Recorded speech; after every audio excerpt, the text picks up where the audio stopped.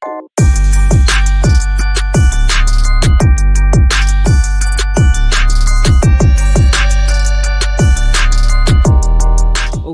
What's up, everybody? Welcome back to the Exchange Podcast. I am Chris Dabiar. This is my co-host, James Edwards. James Uplifting Edwards. Let me be exact there. Yep. And then today we got with us Mr. Myke Metzger, all the way from Virginia too, right? So what's up, man? How are you?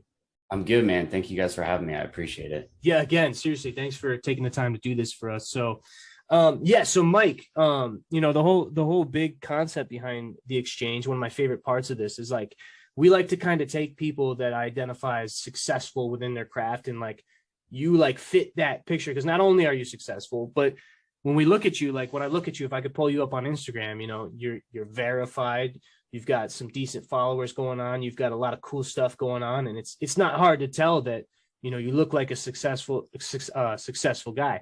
And the big thing about the exchange is we like to kind of talk to people like you, and it's just like behind all this awesome content and your verified blue check is probably years and years of just hustle and hard work. And it's just somebody like I said, if I'm just a casual person on Instagram looking at you, I might look at you and be like, wow, this is dope, but nobody really understands the serious work and grind that goes behind some of this stuff. So that's why we like to have people like you on here. And I know you a bit personally, so it's easy for me to say that I know what you do. But for people that don't, can you tell us a little bit about kind of like what you do now? I know you have your own business and stuff. Can you talk about that a little bit? Yeah, absolutely. So I run a marketing agency, in a nutshell. We specialize in branding. We're the #1 branding agency in the state of Virginia, and we're within the top 100 ranked branding agencies in the country. All of the services that we offer kind of fall into 3 different categories, being branding, websites, and content. There's a lot of subcategories of services that we offer within that umbrella, all kinds of different websites, whether it's WordPress or Shopify, all kinds of different branding services, whether it's designing someone's logo or walking them through creating their mission statement, their tagline, or what the actual story of their brand is.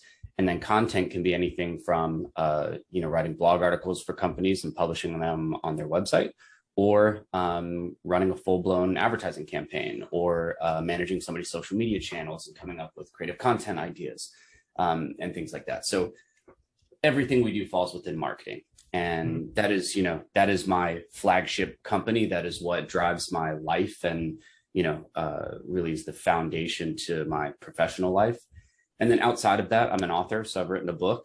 I like to play around on TikTok and make funny little videos from time to time. So I have a love-hate relationship with social media. I love it because it's, it is something I'm passionate about, and social media is a vehicle to get your message out there and create success. But at the same time, social media can pull you away from what's actually important, which is your life and your friends and your family and, your hobbies and your health and your exercise. So it's kind of, I'm always flipping back and forth between like, man, do I hate this or do I like it? I don't know what the answer is, but just learning as I go. But that's, professionally within my career, that's mostly, what I do. I travel and speak, not so much recently, just because most people are, finally we're getting back around to have an event. But that's kind of been on hold for a little bit. But yeah, man, everything I do. I love the way you specifically worded that regarding the social media, how you kind of referred to it as a vehicle. Because that's really what it is these days. Is it's a big tool. So anybody like yourself, like you're in business, social media is huge. Like there's a lot of businesses out there that are finally starting to realize like how important it is to utilize social media and stuff like that. But for a lot of people, maybe people in a generation above us, they might not really be fully aware of that. And I think that's where somebody like you and your business come into play. So that's really cool. So one of the biggest things, again, that we really like to highlight here on the exchange is the picture you just painted us is awesome, and all these things that you're doing sound great. And one thing I saw that really kind of struck with me, and one thing that I was like, I really want to talk further to Myke specifically. I want to talk about Myke's story and his background. As I looked at your most recent Instagram post, where you kind of opened up a little bit about how it sounds like somebody like you didn't have the most, smoothest start, kind of a bit of a rocky start, little personal things that happened to you. And for me personally, this is where I relate to this too, because when I put that post in a nutshell, it seems like you kind of turned your pain into success. And that's my biggest motivator. And I don't mean that in a negative or unhealthy way, but some of my pain and my trauma has just always motivated me so much to turn it around and obtain success. So as much as that you're comfortable with, if you could just kind of open up a little bit about how you, how you got your start there. And it sounded like you had, some personal things with your girlfriend at the time and things like that. And that's the stuff we love to hear about. So if you could talk about a little bit about that, it'd be cool. Yeah. Yeah, absolutely. I'm just, I'm actually pulling it up. Yeah. That's what I think. I was going to pull it up on the screen too. And then, we're not fully there yet, but it's interesting, man, because it's always hard to battle between like, oh, do I talk about my success and who I am and like, oh, look at me and here's my story. Because the reality is I live in America. No matter what my story is, like I'm pretty lucky, right? So no matter how hard I have it, there's always somebody who had it more difficult. There's always there's levels to everything, right? So there's people that are way more successful than me where I could focus on that and be like, oh, well, who am I to say that I'm successful when there's like this vision of success up here? And the same is opposite for people that are going through hardships. It's like, how could I say that I have it hard when there's people that have it so much harder?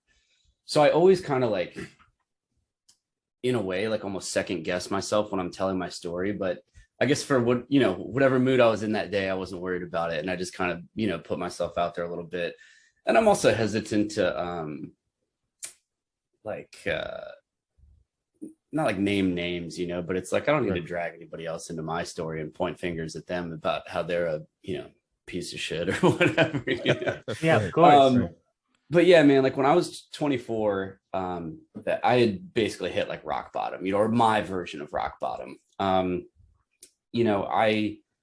did kind of grow up in a tough situation in my childhood, growing up with a single mother, never really had a lot of opportunities or financial means, but I wouldn't be who I am today without those experiences. But unfortunately, I let that like baggage kind of carry with me until I was about 24 years old. And honestly, I was lucky. And it just coincidentally happened that kind of this sequence of things all happened to me at once. What you just mentioned is just like one kind of small piece of it. But to give a couple bullet points, like at that time, I was getting ready to turn 24. For the first time ever, I was a bartender at the time. I never really had any solid. I think I saw jobs. Something. Yeah, cool. Yeah, I had been fired from every job I ever had. I worked at like Walgreens, I worked at Buffalo Wild Wings, I worked at Food Lion, I worked at Carpool, washing cars. I got fired from every job within like a couple months because I don't know, I just wasn't good at anything, I guess. I don't really know, or not that I wasn't good at it, I just didn't care enough. Yeah. And the only job I could really hang on to was being a bartender because I was like, oh, well, I like to get drunk and I like to be social with people. Now, granted, this is almost 10 years ago. So, of course, yeah. But back then I was just partying, chasing girls, just kind of being an idiot, and bartending just goes hand in hand with that, right? Of course. And it was one of the only jobs I could really hang on to. But after doing that for a couple of years, I started to consider like, okay, what is like my next step here? Because I didn't have a license. I was driving around illegally on a motorcycle. It's like my only means of transportation. Really didn't have much money, was in debt. I think up until that point, like I really don't think there was like a single time in my life from the day I was born until I was 24 that I had like over $200 in the bank. Every time I would get some money, I would just spend it on junk, whether it was a pair of sneakers or beer or like whatever. Or gas or whatever, man, maybe clothes or something, right? Yes, just total waste of money. Just never had any sort of financial structure or education in my entire life, and so just always was wasting my money. And my dad was actually the one that brought it up to me. He's like, hey, one day you're probably going to end up kind of maybe not so handsome, and some other young slick bartender is going to come up and take your spot, and then what are you going to do for a job? Are you considering going back to school or going to trade school? And none of that ever sounded interesting to me. So there's that piece, which is like just the first time of thinking like, should I try and do something with my life, other than just kind of staying up till 3 every morning and working at a bar and just really going nowhere. The other couple things that happened was my couple friends that were around me at the time, like my close homies, or at least that's how I considered it, the people I'm hanging out with, running around, partying with, drinking with. There were a couple little things that just started making me question like their friendship and like, okay, like, are these people like actually my friends, Right. So that happened. And I had been dating this girl at the time for maybe 2 years, to maybe almost 3 years, 2.5 years, something like that. And I found out that she was living like this whole other life, like behind my back.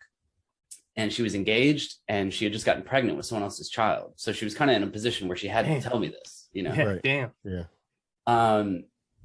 And that was so that was that piece. And then within a week from there, I also ended up figuring out that I was getting kicked out of the house that I was living in with my couple roommates, because the house was at the point where, it might as well have been condemned. They had to get everybody out so they could renovate and repair the house.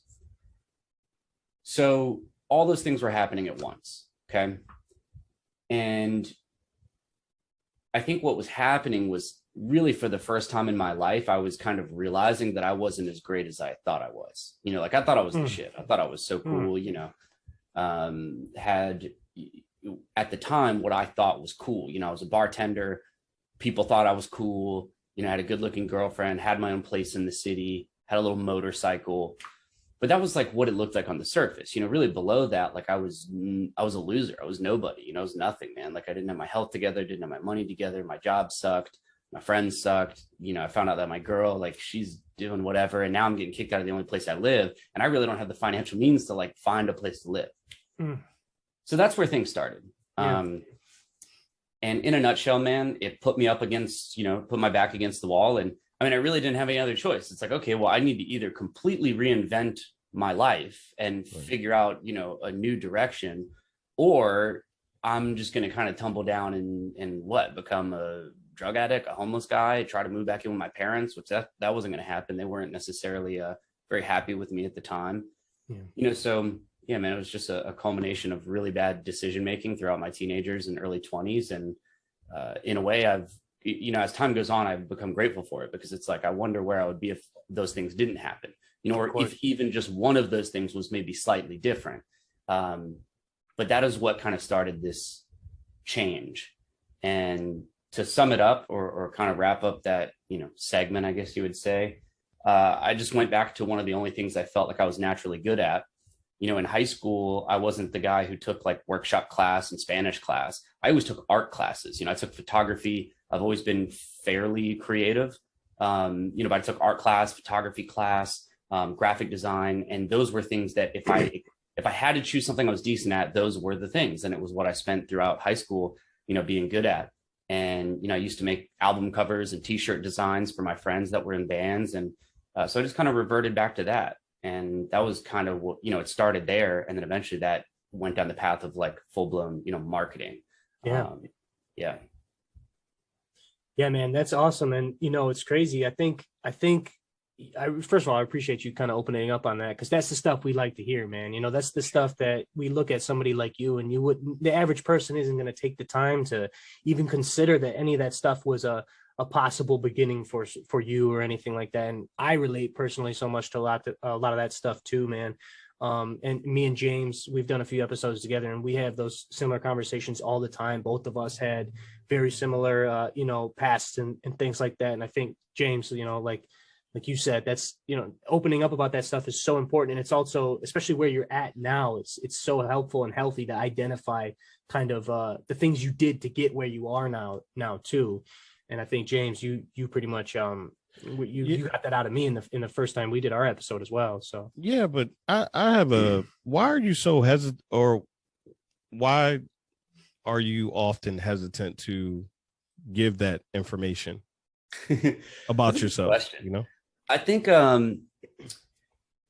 that's a really good question. So, and it kind of picks up where I just left off, which is, at 24, the way that I kind of got back into what I was decent at was I was invited to become part of like a network marketing company, like Amway or Vima, or like, there's a bunch of them. But, and I had this preconceived notion of like, oh, this is a scam, which is funny because I kind of do think it's a scam now. But at the time, I didn't care. Like I was already in and out of court, and I had spent time in jail. So I'm like, all right, dude, if selling lotions and potions and whatever is illegal, like I don't care, like. you know, I wasn't like an outstanding citizen, you know, years ago to begin with, you know, like I was always getting pulled over, getting speeding tickets, just being an idiot, you know. So I was approached at 24 about like selling water filters and selling energy drinks. And at the time I was like, whatever, let me give it a shot. Right. So I tried it for like a few months and, you know, like never really got any good results from it. But what it did do was it totally shifted like my my mindset. And as cliche as that sounds, like in that world of like MLM and network marketing, you know, they push like personal development and like, you know, just changing the way you think about money and success and opportunity. And it really started to make me realize like in a maybe not pessimistic, but in a like a dark way, man, it made me feel like I had wasted my entire life. I'm like, how could I be so stupid to just not ever think that I could have been successful, you know? Right. And so here I am at, you know, now I'm 32, you know, and so it's like I'm still young, but I didn't realize how young I was back then. And yeah, that made like a huge switch in the way that I thought about things. So to answer your question, since 24 up until now, making this like radical change from just being kind of a you know, a wannabe sales guy trying to sell somebody else's product to creating a real business now, literally generating millions of dollars in revenue, working with thousands of clients. Like some of our clients literally do over $100 million a year in revenue. And I would consider that, I mean, that's real business, you know? Yeah, absolutely. Yes. Yeah.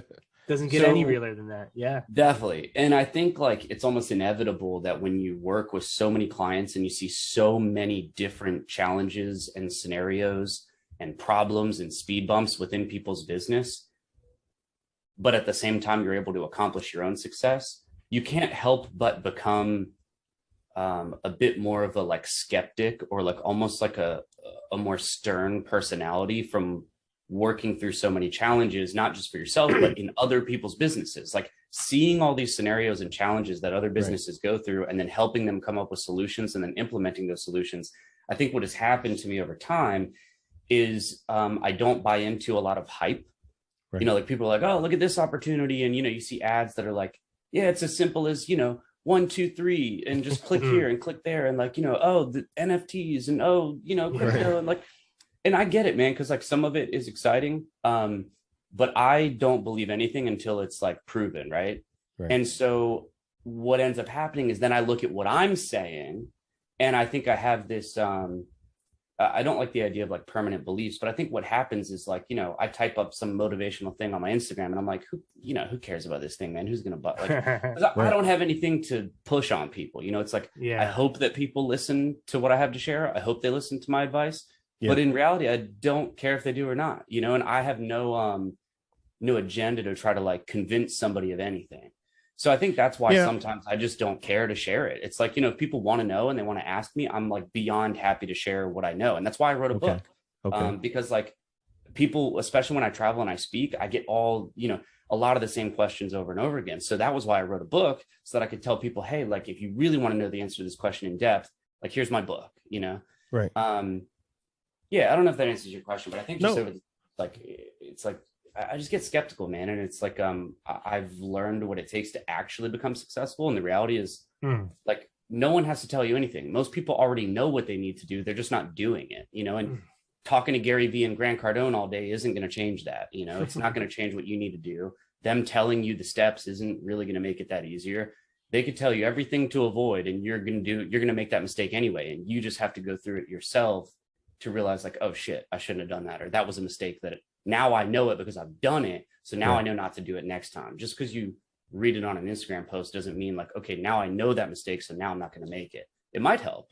But yeah, I don't know. That's just kind of my outlook. It doesn't mean that it's right, but that is kind of how I feel sometimes, and why I'm reluctant to like post a lot of content and stuff sometimes. Well, I feel like I'm glad that you posted that, because it may be that one person that it resonates with, one. And two, I love that, like you said, you wrote a book, because we have this podcast and we are exchanging information because we don't want to be gatekeeping the stories that may propel that one person who's actually going to pay attention, you know? Absolutely. And I mean, hence why I do this, right? Because I'm always flipping back and forth, you know, like sometimes I'm like, man, I am passionate and excited about sharing my story, my journey, results, advice, lessons, talking about opinions and perspectives. Like I love all that, but it comes and goes in waves, it comes and goes in waves. Cause like other times it's like, you almost become, just, I don't know if that skeptical is the right word, but it's just kind of like, there is no shortcut, you just have to do the damn thing. And, I think, I am very fortunate that, I'm almost always motivated mostly. I don't have a lot of days where I'm down on myself and I'm like, oh, I don't feel like doing this, Right. But there are a lot of people that do. There are a lot of people that question themselves and they don't know if they can be successful or not, or they have a parent or a friend or a partner that's like,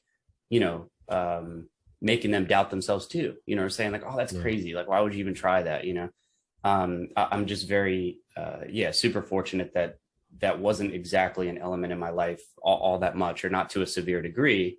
So I'm just used to thinking to myself and, the only person in my way is me, and that's not always true for everybody. It just happened to be my circumstance. So yeah, I definitely agree with you guys.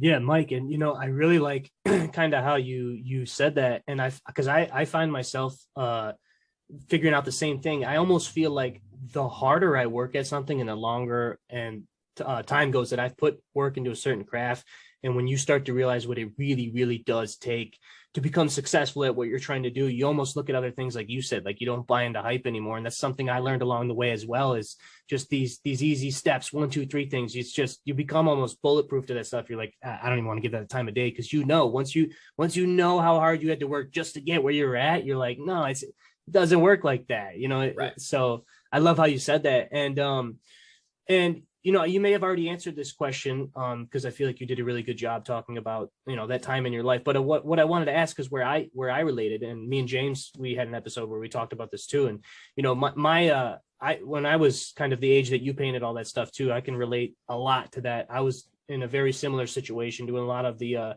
similar things and stuff like that. And when I look at where I'm at now and where I was then, just how you did, where you're at now, where you were then, and all this time has passed and all these things have happened in between that time. But are you able now to kind of identify like what was some of the key like mindset shifts that you had to go through when you start off, you're this kid, like you painted it, how you got kicked out of your house, all your friends, all this stuff, a lot of situations I relate to as well, by the way. But anyways, and then you get to where you're at. Like for me, I was able to, when I was talking to James, I was able to kind of realize that the biggest and most powerful thing for me to change myself was this kind of act of self-realization, which it was kind of like me taking responsibility for the fact of like, when I was at my version of rock bottom, when I was ultimately able to accept that, listen, man, I put myself there. It gave me the power to realize that I could get myself out. So like for you, what was like the most powerful kind of mindset shift? I know you said something about how you had eventually linked up to, the lotion thing where you were marketing, and it changed your perception on money and success. Was it something like that? Or was there some more personal, mindset shifts that you went through that helped you get to where you are now? Yeah, without a doubt. Yeah. There's so many different ways I could answer that question. I think some of the things that stand out most, I'll just give a couple examples. It was definitely reading books, listening to audio programs. And I think that information turned into just almost like arrogant confidence. And I think especially when you're getting started, you almost have to have like arrogant belief in yourself. And without a doubt, I had that. Like, it didn't matter what anyone told me. Like, I was just locked in on not even what I wanted to achieve, but I think just who I wanted to become. And it wasn't always about like a dollar amount. Money was much more relevant in the beginning because you have to make it, once you have a bunch of money, you do start to realize like it doesn't matter. And it's just, it is like such an ironic thing, but in the beginning, it's so important because you need money to live. You need money to pay your bills. You need money to pay your rent. And so like you have this idea of like, I need to get rich. Right. But then as time goes on, that starts to shift. But there are a couple things that stand out. Like I read, it was a biography on Steve Jobs, and there was this chapter called Reality Distortion Field. And it was a chapter dedicated to Steve and how the way he looked at producing products, designing products, building a successful company, like literally his goals were like not within reality. They were just so not ridiculous, but so almost seemingly impossible. And I think when you start to look into like what is like who are the people that that are in our planet that are trying to do things that are impossible, like you really do think about these characters like Jeff Bezos and Elon Musk and Steve Jobs and some of these people, right? So even if you implemented just a degree of that, what is an impossible goal for yourself? Something that just seems pretty extraordinary, that doesn't seem attainable. Like if this is within reach, what is the thing that's just barely out of reach, Right. And I used to just put my headphones on and put on whatever my favorite music was and go to the nicest street in my town and just walk around it for hours and just look at these homes and just think about like, how would I feel if this were my life, And I would start to envision, like what would it be like if money didn't matter and, I could do whatever I want. And if people looked at me as this way and people had the utmost respect for me as a business person, what if I could, what if I call somebody who owns a multi-million-dollar business and they listen to what I have to say, they listen to my advice and my recommendations, because back then, none of those things were true. And so really all I'm explaining is that kind of like arrogant confidence in yourself that really is what it boils down to.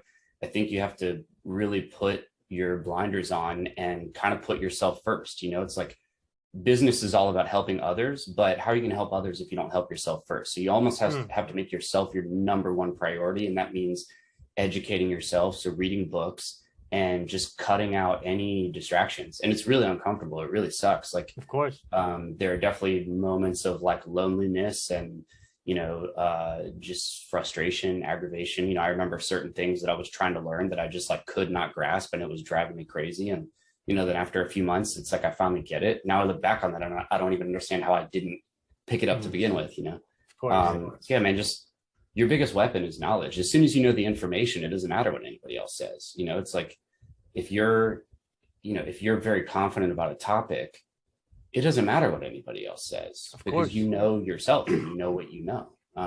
Doesn't mean you can't be open to being wrong. I'm always open to being proven wrong. And I think that's part of confidence too, is willing to be wrong and willing to mess things up. So I never thought about things like that before when I was younger. I think that's probably the biggest mindset shift that I've ever really gone through.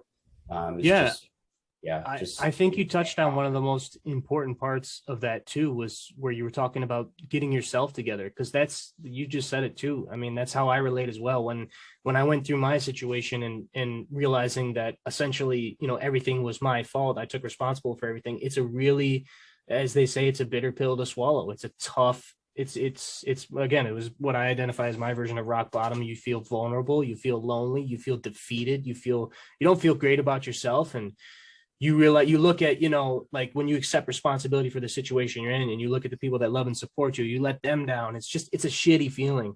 And I think you touched on something extremely important is, like you said, how are you going to help other people if you can't help yourself? So I do think it's almost so important for everybody to kind of, at some point, God bless people who don't have to go through any sort of rock bottom situation, but for you to be able to be fully in tune and fully aligned with yourself, I think is super important in any sort of adventure or craft that you want to jump into, or a business, like you said. So kind of like a generic question I was going to say is, do you think that for somebody who wants to get into business, somebody, like maybe doing something like you do you think it is fully super important to be fully aware of, kind of what you want out of your business and in tune with yourself and your own goals in your personal life at the time? Do you think that's something that is just crucial before you jump into a business, or do you think you should just get into it? Because I feel like people like you and I in our backgrounds, it's almost easy to tell somebody like you should know what you want, you should be healthy, but like we weren't, our situations weren't. We just jumped into what we wanted because we had to.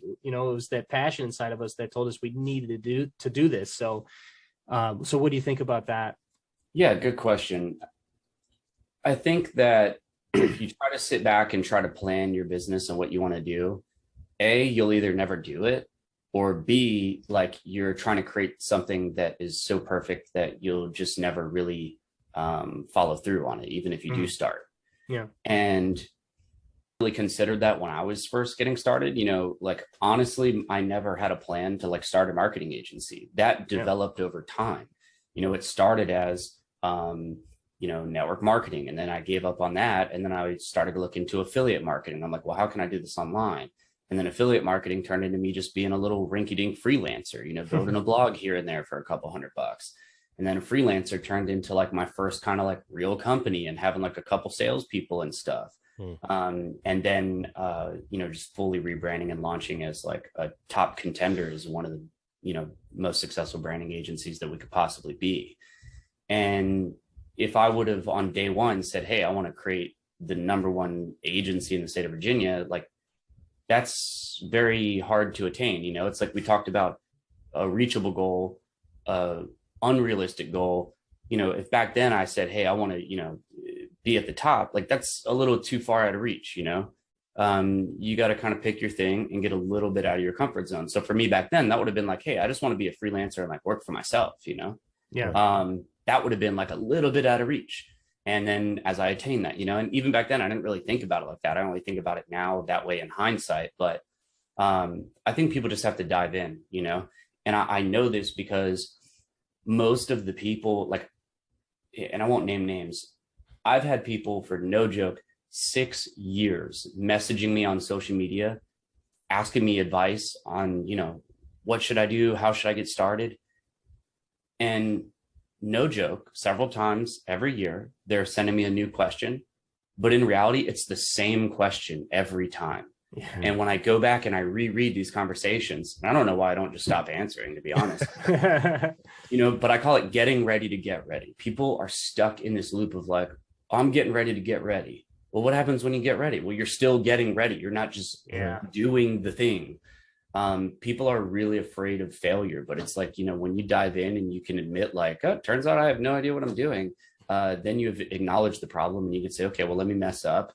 Let me lose money by investing in myself and trying to figure this out. And once you kind of feel the pain of that, it gives you the drive to do it right the next time. Yeah. And like you don't figure out the next step until you dive in and take the first step. And most people just never take the first step specifically when it comes to starting a business, Yeah. But I think it applies to everything. You could apply that to exercise. It's like if you haven't worked out in a year, you're not going to go to the gym and do a 2-hour workout with the heaviest weights you can lift up, because then you're going to be like, wow, that was awful. And now I can't walk for 4 weeks and I'm never doing that again. It's like, you got to start small and just dive in and figure it out. I used to walk to the local college campus and just sit on the computer for an hour and just try to learn something new. I didn't have Wi-Fi. I was borrowing my grandma's computer. And I'd walk there and be like, all right, today I'm going to learn like MailChimp. I'm going to learn email marketing. And I just watch YouTube videos. And I did that over and over and over again every day until I was like, man, I think I get this stuff, and just slowly starting to build this snowball. And it gets bigger and bigger and bigger. And then all of a sudden you're like, damn, I think I actually know I'm pretty decent at this, Yeah.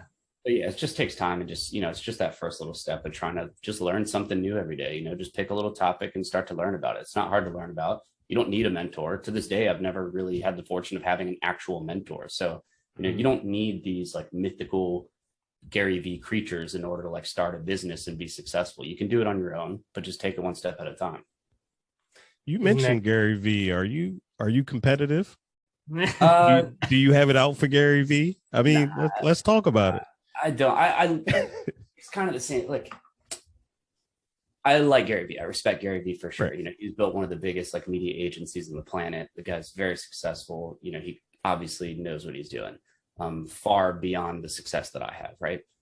I think it goes back to the skepticism, where sometimes I get irritated with people when they just like are very obscure in what they say, and sometimes I just always find myself like rolling my eyes when I watch some of his content a little bit. And but whatever, I'm sure people feel the same about my content. I feel the same about my content sometimes. I look back at a TikTok video I made, I'm like, this is so stupid. But you know what? But whatever. I don't want to put words in your mouth, and I don't want to put your mindset out there either, for you.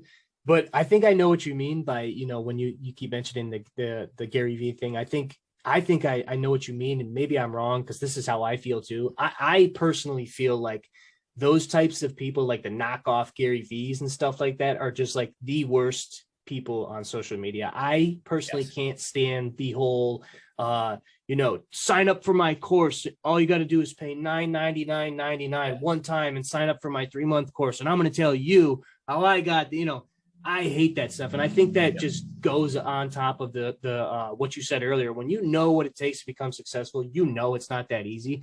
So it's hard to respect somebody who's out there just taking people's money over social media for these bullshit courses. And like, for me, that's it. Like, me personally, that's like probably like my least favorite category of human beings on social media. Yeah, for sure. And I think that's kind of what you meant by that. I don't think you meant specifically Gary Vee. I know people Correct. like, I think that's kind of what you meant by that. Well, no, Yeah, more you so know. my question was, are you competitive in your space, right? You have the number one agency now in Virginia. Yeah. Are you looking to have the number one agency in the United States? Yeah, I think I don't know, this might sound crazy. Like, so ranking number one in Virginia, even from the beginning, I felt was going to be pretty easy. I didn't think it was going to be very hard. And in a way, you know, with a grain of salt, like pretty much exactly what we planned on doing is exactly what we did. And it was as fair, you know, pretty much as easy as we thought it was going to be. Now, going up against some of these other agencies, you know, in Miami and New York and LA, like that's a whole different category of agency. And that's a very, like, that's kind of one of those goals that's like, it seems impossible, you know? Right. But yeah, I mean, that's definitely on the board, and that will be a target at some point. The nice thing is, like, I'm not in a rush to do that, you know, and I think, you know, we don't necessarily have anything to prove, you know, it's like, I don't have a rush to, you know, be number 10 or number 1. I think it will come with time. You know, I think, like any business, I think, fast growth is good, especially in the beginning. I think eventually you reach a point where it's like, okay, we grew fast, we got the revenue. Now let's buckle down and really take it to the next level. But I think that builds with time and experience, and it would be a little naive to think that that we have the experience to go head to head with like actual, you know, number one agencies in the country or in the world. We're not quite at that point, but we'll definitely get there. And yeah, I mean, it's definitely a target at some point for sure. But I do like Gary Vee, you know, I do like Gary Vee. And you're right, Chris, like when that reference that you made is totally accurate, you know, like, because I don't want to sit here and name names of like little fake gurus that share it, you know? Yeah. I've had a few, maybe it doesn't, maybe it sounds like it. I haven't been, you know, somebody who's fell for that, but I've had kind of a personal run-in with somebody who does that, and it was just kind of like, man, come on. You know, and I mean, don't get me wrong, like paying for education, there's nothing wrong with that, you know. Nothing wrong with it, right? Nothing wrong with specific courses. I think it just depends, you know. There's like malicious intent from some people where their whole life is ran on selling courses, and then there's other people where, you know, they do have a course and it is helpful, you know. And what I've found from like paying for information, I like live events more than anything, and I think those are worth money. A lot of times paying for these online courses, you know, you could pay one, you know, you could pay for one regardless of how much it costs, and you go through it. The 90% of the information is already going to be available on YouTube. You can go find for free, but you might pick up one or two little things that, you know, that could change your whole business. You just never know. Doesn't mean that I'm a fan of it, but it, you know, it has its value in certain cases for sure. Well, yeah, for sure. No, I didn't want to discourage the whole, you know, paying for education thing at all. I know there's a lot of really good stuff out there. And I also think if you're even somebody like you've built up you know, years of experience in business. And I think it's, you know, you've essentially established yourself as somebody valuable within that craft. And I don't think you should necessarily be just giving money out. And, you know, and by money, I mean information, you know what I mean? So I do think there is a certain element of, you know, being able to realize that, you know, I'm good at this. And, you know, the old saying, you know, if you're good at something, don't do it for free, But for me, it's kind of like, I just also think as a human being, knowledge is meant to be shared, right? It's meant to be spread. And that's like the whole reason why I wanted to create, you know, something like this, like what we're doing right now. We're having a conversation, you know, this whole podcast thing, I think is great for that stuff. Because I just think if you can create an environment with other people who are doing things similar to what you're doing, and there's just so many moments of relatability of like, oh man, that's exactly, you know, how I feel doing this. I think it's an amazing thing. And, you know, a podcast, something like this is free. You just, you know, you tune in, you log in and you listen. And so for me, it's always kind of been like, because I was at a point in my life too, where I had same thing as you. I mean, you've probably got the blue check effect on Instagram. You know how it is. Everybody's just hitting you up. They think, you know, somebody with a blue check on Instagram is just the answer to all their problems. They have everything, must have all this money. I deal with the same thing on Twitter. I'm verified on Twitter. I literally have people on Twitter will message me like, hey, can I get $600? It's like, come on, man. You know, it's just like, come on. So it's like, I'm like, how about, I'll have a conversation with you or something. I'll share some knowledge with you. I don't know, but it's just kind of like, so I think there is like kind of a fine line, there should be a bit of a balance between stuff like that. But, I just think, things like this, like the creative platforms to just discuss and have people on, and have conversations, I think are so much more helpful than, wasting $1,000 on some grease balls, course on Instagram or something like that. So yeah, man. So I guess just for like if I could ask you just a, kind of a generic question of where you're at right now, without you getting into too many details about your business specifically, like what is like currently where you're at right now? What is like the most challenging aspect of your professional / business life? Is it kind of opening up, like you said earlier? It's kind of hard for you to open up and put things out there, because I know you have an actual business that isn't just social media, but social media is obviously an important part of your business. So is there something that's specifically really challenging for you, and like how do you get over that? For sure. I would say the opening up piece isn't really part of my professional life. I just feel like that's kind of within like my personality almost. I would say the biggest challenge now, and I don't know if this is directly answering your question, but if it's like professionally related, work related, trying to navigate through kind of the stuff that's going on right now, which in my opinion is the decline of Facebook, the decline of digital advertising, to a degree, and then trying to get on top of understanding this new landscape of what the world's going to look like digitally in the next, 3 to 5 years, Web 3.0, and how will websites and the way that people interact with websites and shop on websites change? How will the landscape of influencers and social media change? Because even Instagram, people are not so happy with, and people are moving to platforms like TikTok, and there's challenges with TikTok as well. So there's absolutely got to be something new coming, and I don't really know exactly what that is, but we're always looking, we're always waiting to see the shift in the marketplace and to see what's going to happen. It's definitely going to be this strong digital and virtual content, world of content, very, very video heavy, very short form content heavy, like even the idea of blog articles, people don't really love this anymore. BuzzFeed has kind of declined over the past couple of years and is slowly going away, but they kind of created this concept of taking news and media and putting it into smaller bite-sized pieces. And Snapchat does this really well too. So instead of some big article that you read, they take a whole article and boil it down into like 5 little slides, and you just open it, swipe through the 5, and you're done. So and again, this goes back to like my love-hate thing with, social media, which is this is destroying our attention span as humans. It's causing us to constantly not be able to just sit by ourselves for 2 hours and do nothing. It's like if you're at the dentist's office or you're on a train, you're looking at your phone, you're not just sitting there staring at the window for 2 hours. And I think that's a shame. At the same time, it's going to happen no matter what. So we might as well toss our hat in the ring and try to be a part of it and try to have a good influence on where the direction of media and the internet goes. Because ultimately the people that are putting out this content are businesses. So let's try to work with as many businesses as we can and wrap our head around how can we make good quality content for them to share with the world and get their product and their message out there. And that is a very hard thing to have a perfect answer for. So again, it's just one step at a time and just trying to learn as much as we can each day and every week and every month. But that's kind of what's always on the back of my mind right now. I think we're going through an interesting change, in a lot of different categories, worldwide, not just marketing related, obviously. But I mean, you could argue that marketing is like the foundation of all this stuff. What is the marketing?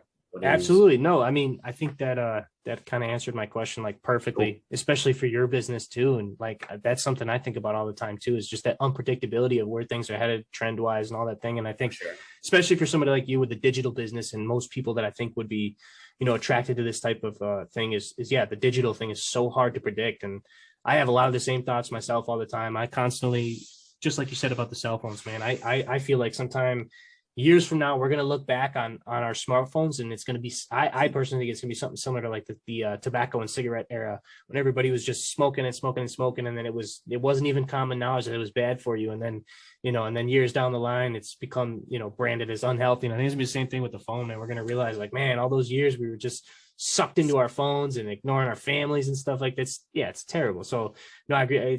I feel like it's like the same thing, and I think about that stuff all the time too. And then it's just it's a tough thing to balance, because for your business is so dependent and heavy on it. So yeah, man, that absolutely answers my question. That's kind of exactly where I was at too. So for sure.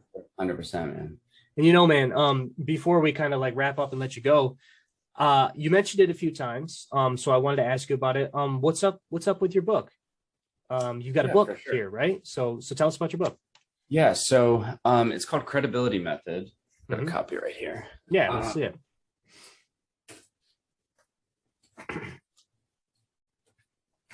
Or I thought I did. I don't want to have to open one, but that's okay. Yeah, it's called Credibility Method, and it's available on Amazon and Barnes and Noble, and it was written in 2018. And the reason I wrote the book, I mentioned it earlier a little bit, but mostly because, like, as the years went on, things started moving very, very quickly. A lot of my goals, I think I accomplished quicker than I expected, or quicker than the average person maybe would do the same.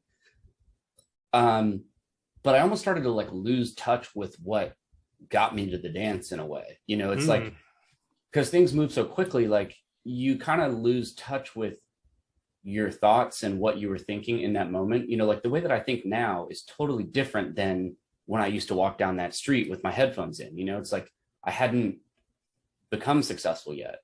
And I think there's a lot of perspectives that you have from that period in time that you forget as you start to achieve your goals and you start to move forward. And it's just totally different. It's just totally different. And I think I recognized that, like, that feeling and those thoughts that I had were really hard to like hold on to and like remember in detail. And so I thought to myself, like, I really need to find a way to like preserve this moment in my life, and just kind of my general attitude and outlook rather, on becoming successful and becoming respected. Because, and to be more specific, the book itself is about trying to reinvent the first impression that you make with the people around you. Because my first impression back then was that I was an idiot,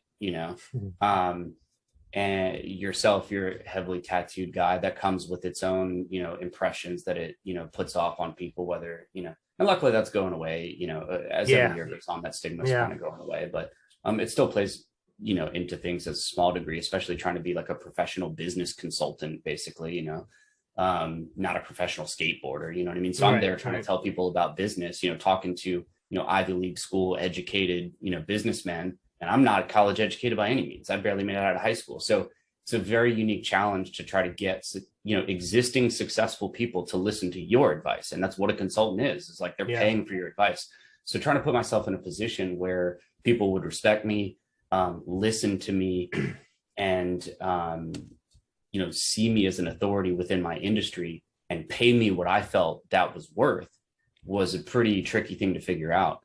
Right. And, that is what the book is about. And it's not just talking about theories and concepts. Like, I literally wrote down exactly what I did, whether it was going to a specific event to pursue a particular person, to shake their hand and get a photo with them, and, build a website that said things very specifically, or, just step by step what I was doing. And it really started just from writing down my thoughts in my head and what I thought would work, and then trying it. And if it did work, I'm like, okay, great. And then all of a sudden, blink my eyes and, only a couple of years has passed, but then people are seeing me associating with other successful people. And it really is that simple. It's like you are who you surround yourself with. So I stopped surrounding myself with everybody that we talked about at the beginning of the podcast, and started surrounding myself with other professional business people, going to these events and literally almost morphing into that same type of character, looking like, some of my favorites are Marcus Lemonis, There's another guy, Chet Holmes, like unbelievable business consultants and just Yeah. businessmen in general. And just saying to myself, like, what are these people doing that I'm not doing? And it was as simple as that. Okay, well, I'm going to start trying to do what they're doing. And Yeah. that's really all there was to it, you know? And you could even compare that to the agency too. Just what do Yeah. all the other great branding agencies do? We're going to look at that, create a model, and then look at every little thing and how can we do it just a little bit better? Here's their website. How can we make a website for ourselves that's a little bit better? Here's their logo. How can we make a better one? Here's the social media content that they create for their client. How can we do it just a little bit better? And then all of a sudden, before you know it, you're better than they are, you know, Yeah. or you're accomplishing things bigger than they are, you know? Yeah. So I think that, no, yeah. So before I ask another question too, though, where can we get the book? Just shout that out there real quick. Yeah, it's on Amazon. Either just Google my name or Google the name of the book, which is Credibility Google Method. Myke Metzger, Credibility. Yep. Okay. Yep. Cool. And it'll pop up. But yeah, Credibility Method, and it's on Amazon. It's like $14, I think. Yeah. It's a quick read, man. You can knock it out in like 30, 40 minutes. And no, that's awesome. I mean, somebody for me specifically too, like even just going off what we were talking about, the cell phone thing, like I've got a pile of books sitting next to me right now. I recently dove back into reading. I have it. It's a what do you call it? A strict routine of mine where I've got my reading times blocked out where I read for an hour. You know, I'm treating it the same way I treat the gym. You know, I always show up to the gym. So now I'm always showing up in front of a book. And I think that's so important, especially now, like, when we talked about being sucked into our phones, getting back into the old school ways of learning and reading books and stuff it's been really fun for me. So that's cool. Yeah, I think I kind of asked this backwards, but what I was going to say, this kind of rolls off what we were talking about, kind of essentially giving out free game. And when I look at you and your whole presentation and everything you've got, what I see is your vision of you giving out kind of free game is your TikTok. Man, I'm not big on TikTok. I'm probably out of all three of us the least skilled and knowledgeable of TikTok. James kills it on TikTok. He shares a lot of his podcast stuff on there and he crushes it. And I browsed up on your TikTok and I even found myself finding a lot of these things valuable and important. And you do everything you just said. You do a really good job at just cramming all this impactful information into a short little TikTok, like where we're headed. And so is that something you do on purpose, or is this kind of like an overall business strategy? Because I know that you have a business that's separate from yourself, Stoked, but with you being Myke Metzger, you kind of sum it all into one. You do represent your business. So is that kind of like again, not to ramble on, but is that something you do on purpose, or is this just kind of something that's just naturally happening for you on TikTok there? Yeah, good question. I mean, it's definitely something I do on purpose. Yeah, cool. I do kind of, same thing. It goes and comes in waves, like if you look back to my content, there's like months where I don't post anything, man. I don't even open TikTok. Yeah. It is, man. It's exhausting, being a content creator. The reality is I don't even know if I can call myself that, but being a content creator is exhausting, man. It is a lot of work. And you guys know, like you're producing a podcast and it's like, just getting on here and talking is just part of the job. It's like there's editing, there's uploading, there's all this other stuff that goes on. And TikTok is the same way, sure. It's a fun, cute little creative app, but like top creators on TikTok are spending an enormous amount of time creating content. And yeah, you get exhausted and sometimes you're like, screw this, man, I don't want to do this. But yes, it is on purpose. Cool. I do actually like TikTok. And my buddy Casey, he brought up TikTok to me in 2019, and I was like super lucky to just barely catch the wave. And of course, this was right before COVID and lockdowns and all that stuff. And I found myself looking at TikTok all the time because there's nothing else to do, none of the restaurants are open and all that. Yeah. So I'm just sitting there scrolling through TikTok and I'm like, after a while I'm scrolling through it and I would post a couple things and they would kind of flop and not work. And I'm like, I don't understand this. How are some of these other videos getting like millions of views? And then the more I watch it, eventually it started to click and I'm like, okay, now I think I get it. Like I get it now. And literally I would scroll through content, not even to watch it and enjoy the content, but to actually take note of like, what videos am I stopping and watching? What videos am I watching more than once? Why would I comment on something? Why would I share a TikTok video? And I would write down all those thoughts or type it in my phone, like notes. And then I would, same thing that we just talked about, just look at what everyone else is doing and just do it a little bit better. So if I noticed that someone did something in the beginning of the video that caught my attention, I'd say, oh, well, how can I implement something like that? And then I started doing those things and literally instantly these videos started getting hundreds of thousands of views. And then now up into the millions, Yeah. And so I'm like, oh, this is easy. Like, literally, this is easy. And it's like, the reality is it's not easy. But again, it's like, once you educate yourself and you arm yourself with the right information, the job you're trying to accomplish gets easier. That's just how it is. And that was TikTok for me. Yeah. Now, the reason is to try to put out some of these simple little marketing lessons and just things that I think will help people. Yeah. I was going to say something I noticed. It seems like, then maybe you are aware of it too, but it also seems like you capitalized on a certain niche, which I think is super important when you're putting out any sort of content.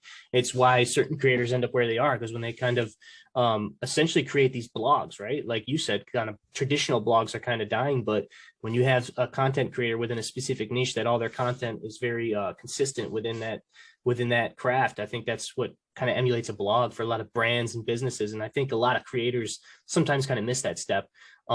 Whereas like for you, exactly like your TikTok, there's a specific niche there where like somebody like me, maybe I'm a content creator, an influencer, a business person or whatever, I can go to your TikTok and I'm finding all these little gems here and there, because that's what I do. Is, Sally Mae, who's 18 down the street, gonna go to your TikTok and learn a bunch of life-changing stuff? Maybe not, but people like that are trying to absorb that type of knowledge will. So I think it's also super important. And it sounds like you are aware that you did that. So that's what, that's cool too, for sure. So, but yeah, man. You got the book, you got TikTok, you're on Instagram at Myke Metzger, right? Facebook, Myke Metzger. You don't really mess around with Twitter, do you? No, Twitter's like my sports thing, man. Like I follow MMA really heavily. And fair enough. Formula One. So like when I'm looking at sports stuff, then I'm on Twitter. Outside of sports, man, I don't ever, I'm hardly ever on Twitter, man. Dude, I hear you, man. And it's like people within your spot. I've had other people I've talked to that do similar things to you, marketing and stuff like that. All of them swear by how Twitter is just like a cesspool of nothing now. But it's like Twitter was my original social media platform I started grinding on. It still works pretty well for me. I don't know. I like Twitter. It works for me. But yeah, I get how. I've got my feelings for and against Twitter, of course, but same here. But it's when I think that it's sports, man. I look up sports. It's like that's why I use Twitter. Like I would never find myself looking up like something about marketing on Twitter. Absolutely not. No, Like it just I will say, like as far as Twitter goes, like I don't ever like scroll like the feed or nothing. I actually don't really do that too much on any social media feeds, but that's besides the point. Anyways, at Myke Metzger on Instagram. At Myke Metzger on TikTok too, or no? Is that something different? Yeah. Okay. Yeah, everything's just my name. Yeah. Yep. And then I've noticed really cool. You can click the link in his bio, and it brings you to all the other cool stuff for him. So yeah, man, this has been dope. I really appreciate you coming on. Appreciate your time, James. You got anything else for Myke here while we got him? No, man. Thank you for educating me. Appreciate it. Yeah. I'll check the book out.